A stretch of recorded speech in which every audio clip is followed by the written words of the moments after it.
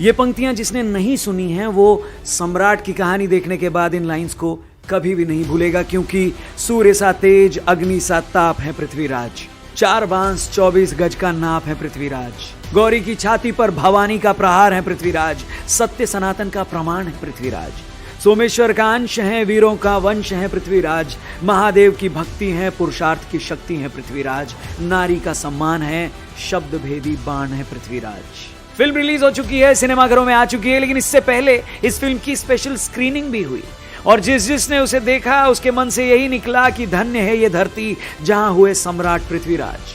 Film की कहानी के बारे में तो आपको पता ही है, क्योंकि पृथ्वीराज का जीवन ही जिस कलम से लिखा गया हो वैसी लिखावट ही अपने आप में सबसे बड़ी प्रेरणा है। 12वीं सदी का समय, भारत छोटे छोटे राज्यों में बिखरा हुआ था। उस समय उत्तर भारत में एक शक्तिशाली राजवंश उभर कर आया जिसकी सीमा दिल्ली से अजमेर तक थी और उसके सम्राट थे वीर शिरोमणि पृथ्वीराज चौहान। हिंदुस्तान के तमाम छोटे बड़े रजवाड़े उनकी छत्र छाया में शांति से हैप्पी थे, लेकिन कुछ अपने मतलब को सिद्ध करने वाले कन्नौज जैसे राज्य भी थे जो दिल्ली सम्राट के वैभव समृद्धि से जलते थे और पड़ोसी राज्यों से लड़ते भी थे। उधर मोहम्मद गौरी अपनी देश की भुखमरी से निजात पाने के लिए, उसे छुटकारा पाने के लिए बार बार भारत की धन दौलत से अट्रैक्ट होता था और अपनी आर्मी के साथ भारत की सीमाओं पर लूटपाट के इरादे से आता था। सन 1191 में पृथ्वीराज चौहान और मोहम्मद गौरी का आमना सामना हुआ था, जिसमें मोहम्मद गौरी की हार हुई थी और पृथ्वीराज चौहान के सैनिकों ने उसे कैद करके जेल में डाल दिया। अब गौरी के जो सोल्जर्स थे वो कोई ट्रेंड सोल्जर्स तो थे नहीं, चोर लुटेरे ही थे। देश भी बहुत गरीब था और वहां की जनता दाने दाने को तरसती थी, इसलिए बार बार ये लूट के इरादे से यहां आता था। दया करके सम्राट ने उसको फ्री कर दिया, लेकिन फिर अपने ही लोगों के धोखे की वजह से सम्राट को किस तरह हार का सामना करना पड़ा, कैद हुई और बहुत यातनाएं सहनी पड़ी।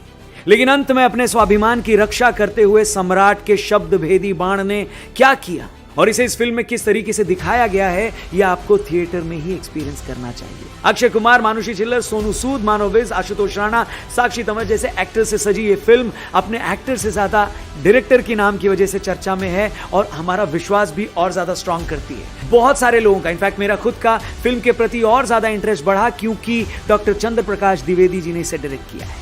क्योंकि एक होता है व्यक्ति और एक होता है व्यक्तित्व। इसी व्यक्तित्व से जुड़ने के कारण यानी डॉक्टर चंद्र प्रकाश द्विवेदी जी के डायरेक्शन की वजह से आप इस फिल्म में वो गहराई फील कर पाएंगे। फिल्म हमें सम्राट के जीवन के पैरेलल उस सोसाइटी के बारे में भी समझाती है जहां नारी सिर्फ सुंदरता ही नहीं बल्कि वीरता का भी प्रतीक है। भले ही एक सिंगल पर्सनालिटी के इर्द गिर्द घूम रही हो, लेकिन ये फिल्म फिर भी सम्राट की प्रजा और सम्राट पर अटूट विश्वास की कहानियों को कहती है, उनके बिलीव्स और उनके वैल्यूज को बताती है ये फिल्म और अपने एलिमेंट्स को लेकर काफी ऑनेस्ट भी रहती है, क्योंकि इसके पीछे, जैसा मैंने कहा, डायरेक्टर डॉक्टर चंद्र प्रकाश द्विवेदी जी की मेहनत आपको साफ दिखाई देगी। अब फिल्म को देखकर कैसा एक्सपीरियंस हुआ, उनके विजुअल्स की बात करें तो इंडियन मूवी मेकिंग स्टाइल और बजट के हिसाब से अच्छा एग्जीक्यूट किया है। एक्शन सीन्स भी आपको बढ़िया लगेंगे और अंत में यानी क्लाइमैक्स आपको सचमुच हिला कर रख देगा और कई सारे सीन्स आपको रुला भी देंगे।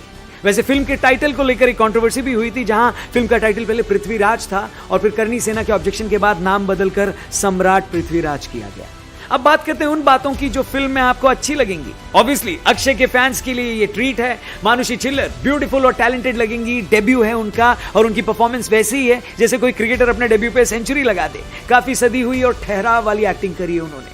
अक्षय और मानुषी की केमिस्ट्री, पृथ्वीराज चौहान और मोहम्मद गौरी के बीच हुआ युद्ध से पहले का बना माहौल, हर हर महादेव की गूंज और उसकी टाइमिंग, चंद और चौहान की जोड़ी, शौर्य, वीरता और न्याय की परिभाषा को जीते सम्राट का जीवन, मोहम्मद गौरी जैसे चोर, लुटेरे और आतंकवादी का सच दिखाती ये कहानी और खून में उबाल ला देने वाले डायलॉग्स, स्पेशली धर्म के लिए जिया हूं, धर्म के लिए मरूंगा।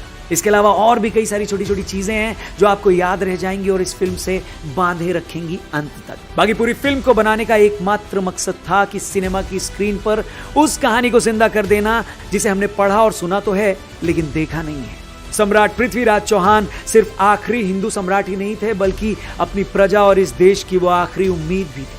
साथ ही मोहम्मद गौरी जैसे चोर, लुटेरे और आतंकवादी जिसका खुद का देश भुखमरी का मारा था, ऐसों का क्या अंजाम होता है, ये इतिहास, ये सच जानना बहुत जरूरी है। क्योंकि अक्सर ऐसे टेररिस्ट और चोरों को हमारे यहाँ कई बार ऐसे बढ़ा चढ़ाकर दिखाया जाता है जैसे वो यहाँ हमारी भलाई के लिए आए थे, बल्कि सच बात तो ये है कि वो आए थे यहाँ अपने देश की भुखमरी मिटाने। फिल्म में एक जगह टेक्स्ट लिखा हुआ आता है कि सम्राट पृथ्वीराज के बलिदान के साथ राष्ट्रीय स्वाभिमान को जगाने के जिस महायज्ञ का प्रारंभ हुआ था वो सन 1947 में भारत की आजादी के साथ पूरा हुआ।